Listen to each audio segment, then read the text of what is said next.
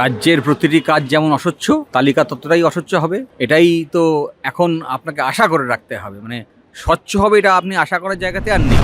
আমরা বলছি যে এই সরকার নিয়োগ দিতেই চায় না, আর তাই রুলসটাও এমনভাবে ফ্রেম করেছে যাতে মামলা হয়, অ্যাডভার্টাইজমেন্টটাও এমনভাবে ইস্যু করেছে যাতে মামলা হয়। এবং এই রুলস, এই অ্যাডভার্টাইজমেন্ট নিয়ে যখন শুরু হয়েছে নিয়োগ প্রক্রিয়া, তার প্রতিটি তালিকা প্রকাশ থেকে শুরু করে মানে এমন একটা স্তর নেই যেখানে মামলা হচ্ছে না। যোগ্যদের তালিকা যদি সত্যি সত্যি তৈরি করতে হয়, তাহলে যোগ্য লোককে এই সিট দখল করতে হবে। যোগ্য লোক যখন এই শাসন ক্ষমতা থাকবে, তখন যোগ্যদের স্বীকৃতি পাবে। আর যখন অযোগ্য, অসভ্য, বর্বর লোক থাকবে চেয়ারে, তখন দেখবেন রাজ্যে ধর্ষণ, ডাকাতি, চুরি এগুলোই বাড়বে। মানে আজকে নবম দশমের যে ভেরিফিকেশন লিস্ট, ইন্টারভিউ, সেই তালিকা বেরোবে, সেটা কতটা স্বচ্ছতার সাথে হবে? রাজ্যের প্রতিটি কাজ যেমন অস্বচ্ছ, তালিকা ততটাই অস্বচ্ছ হবে। এটাই তো এখন আপনাকে আশা করে রাখতে হবে। মানে স্বচ্ছ হবে এটা আপনি আশা করার জায়গাতে আর নেই। মানে এটা পশ্চিমবঙ্গের আজকের অবস্থা, এটাকে মেনে নিয়ে লড়াইয়ে নামতে হবে। কারণ যবে থেকে এই নিয়োগ প্রক্রিয়া শুরু হয়েছে, তবে থেকে দেখবেন একের পর এক মামলা হচ্ছে এবং প্রতিটি স্তরে মামলা হচ্ছে। আচ্ছা, প্রতিটি স্তরে মামলা হচ্ছে, সেই মামলাগুলো ডিসমিসড হচ্ছে না, কোর্ট এন্টারটেন করছে, তার মানে দেয়ার ইজ সাম সাবস্ট্যান্স, তার মানে কিছু একটা গলদ হচ্ছে। আমরা বলছি যে এই সরকার নিয়োগ দিতেই চায় না, আর তাই রুলসটাও এমনভাবে ফ্রেম করেছে যাতে মামলা হয়, অ্যাডভার্টাইজমেন্টটাও এমনভাবে ইস্যু করেছে যাতে মামলা হয়। এবং এই রুলস, এই অ্যাডভার্টাইজমেন্ট নিয়ে যখন শুরু হয়েছে নিয়োগ প্রক্রিয়া, তার প্রতিটি তালিকা প্রকাশ থেকে শুরু করে মানে এমন একটা স্তর নেই যেখানে মামলা হচ্ছে না। শুধু তাই না, রাজ্য সরকার এবং স্কুল সার্ভিস কমিশন এক একটি মামলার ক্ষেত্রে এক এক রকম অবস্থান নিচ্ছে। মানে মানুষ যদি বোঝার চেষ্টা করে কোনটা সরকারের অবস্থান, মানুষ যদি বোঝার চেষ্টা করে কোনটা কমিশনের অবস্থান, আমি নিশ্চিত যে প্রতিটি মানুষ বিভ্রান্ত হবেন এবং কোনো সঠিক সিদ্ধান্তে উপনীত হতে পারবেন না। এবং এই যে অবস্থাটা তৈরি করা, যেটা কমিশন এবং রাজ্য সরকার মিলে করছে, যে কোনটা ঠিক কোনটা ভুল বুঝতে দেব না, সব কিছু গুলিয়ে দেব, আর শেষে বলবো আমি নিয়োগ দিতে পারলাম না, কোর্টে মামলা হচ্ছে বলে। এইটা হচ্ছে একেবারে নির্দিষ্টভাবে চক্রান্ত করে করা হচ্ছে। হ্যাঁ, যাকে বলে পেটে লাথি মারা। গরিব থেকে একদম চাষি থেকে শুরু করে 100 দিনের কাজ কেড়ে নিয়েছে, শিক্ষিত পর্যন্ত কারোর কোনো কাজ নেই।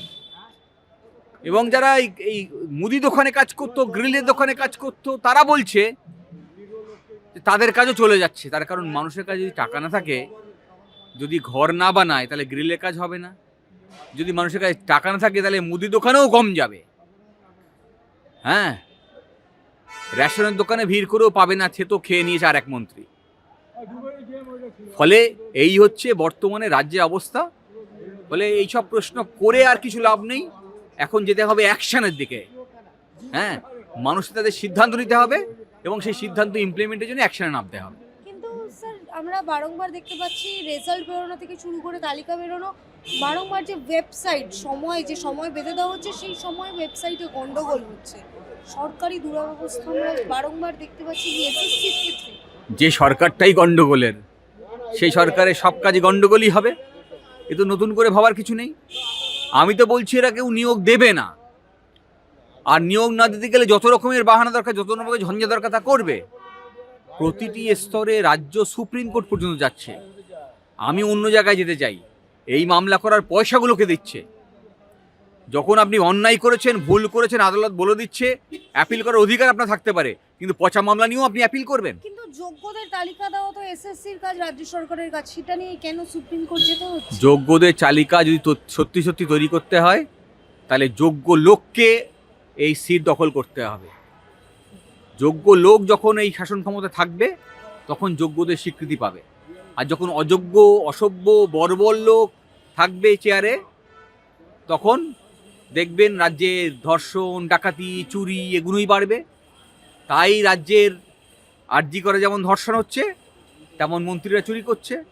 এই সব কিছু একটা চক্রের মধ্যে সীমাবদ্ধ, যার নেত্রী হচ্ছেন রাজ্যের মুখ্যমন্ত্রী মাননীয় মমতা ব্যানার্জি।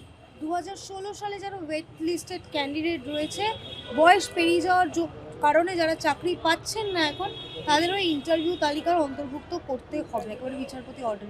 দেখুন, বিষয়টা হচ্ছে যে একটা ভেবে দেখুন, 2011 সাল এই সরকার আসে, সেখান থেকে শুরু করে আজকে 2025 সাল, এই দীর্ঘ 15 বছরে একটাও নিয়োগ হয়নি।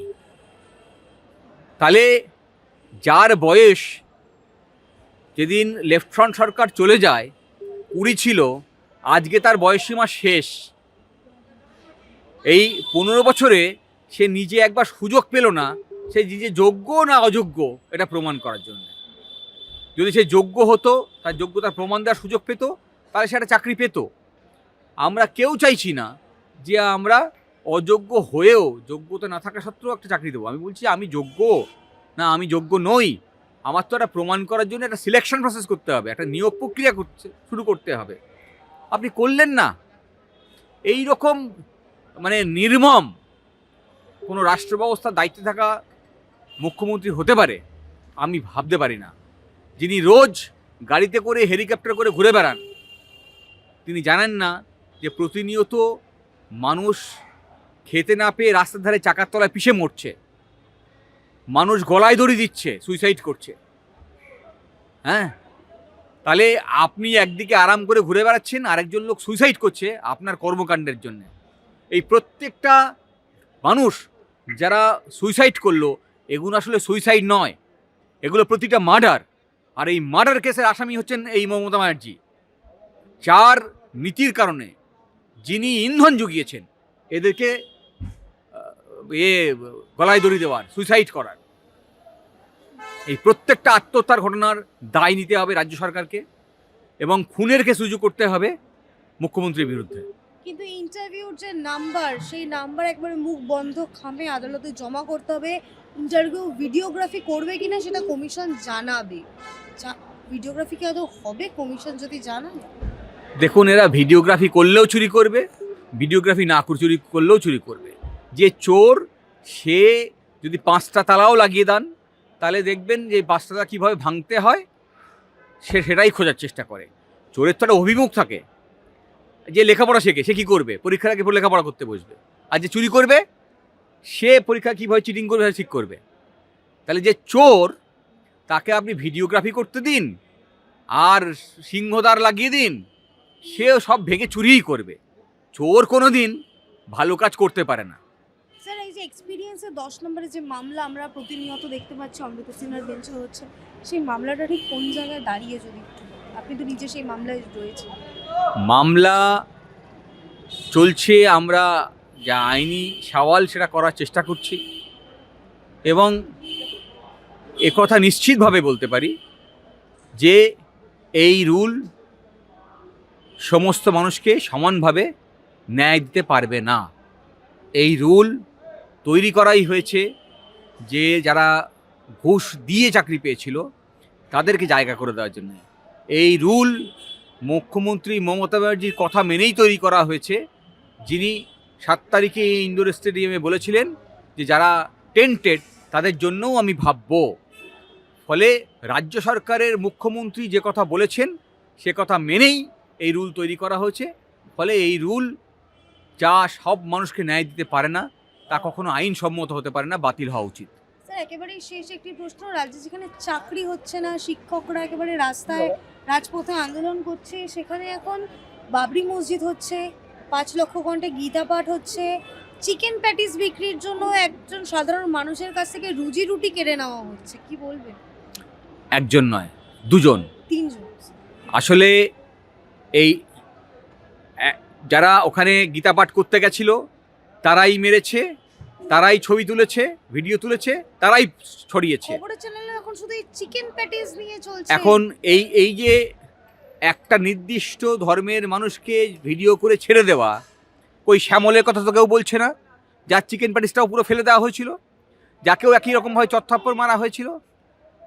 আসলে এই শ্যামল বলুন বা বাকি দুজন যারা ছিলেন, তারা যে ধর্মেরই হন, তাদের আসলে একটাই শ্রেণী, তারা গরিব। তাদের এই প্যাটিস বিক্রি করেই খেতে হবে। হতে পারে সে এমএ পাস, কিন্তু এমএ পাস করলেও প্যাটিস বিক্রি করতে, ওই যে চপপুরির দোকান করতে বলেছেন মুখ্যমন্ত্রী, ফলে প্যাটিস বিক্রি হচ্ছে ওদের ভবিতব্য হয়ে গেছে।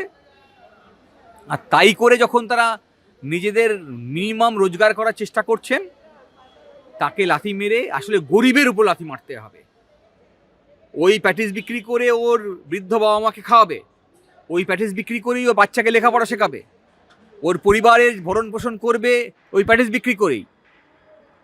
তাহলে শ্যামল সহ এই সকলের উপরে যে এই যে লাথি মারা, তাদের প্যাটিস ফেলে দেওয়া, এটা একটা নির্দিষ্ট লক্ষ্য নিয়ে করা হয়েছে গরিব মানুষের উপর আক্রমণের জন্যে। আর ওই মুসলিম ধর্মের একজনের ভিডিও করে ছেড়ে দেওয়া হয়েছে, যাতে ধর্মের জিগির তুলে এই গরিব মানুষের কথা কেউ না বলতে পারে, কাজের কথা না বলতে পারে। হিন্দু মুসলমানের মধ্যে ভাগ করে দাও। এই ভাগের রাজনীতির জন্য যাদের উদ্দেশ্য, তারা ওই রাজনীতিকে ধর্মীয়করণ করার জন্য গীতা পাঠ কর্মসূচি নিয়েছে। আর ওই কর্মসূচিতেই মারধর করে ভিডিও তুলেছে। আর তারপরে এই যখন জামিন হয়েছে ব্যাংশাল কোর্টে, তাদেরকে আমার মালা পরিয়েছে। এই ধারা চলবে, শেষ হয়নি কিন্তু, চলবে যতদিন নির্বাচন শেষ না হবে। আসলে এদের উদ্দেশ্য হচ্ছে আর কিছু নয়, মানুষের পেটে লাথি মারা, মানুষের মস্তিষ্কে লাথি মারা, শিক্ষায় আঙ্গনগুলো বন্ধ করে দেওয়া, আর কাজ কেড়ে নেওয়া। মূর্খ বানিয়ে দাও, কাজ কেড়ে নাও, আর হসপিটাল ডাক্তার রেখো না, যাতে নির্মমভাবে তাদের মৃত্যু ঘটে। হ্যাঁ, এই মানুষের বেঁচে থাকার জন্য ন্যূনতম যে অধিকার, সেই অধিকার কেড়ে নিয়ে মানুষকে এখন কীট পতঙ্গের মতো ওরা ট্রিট করতে শুরু করেছে। এই মুখ্যমন্ত্রীকে দেশ ছাড়া করা উচিত।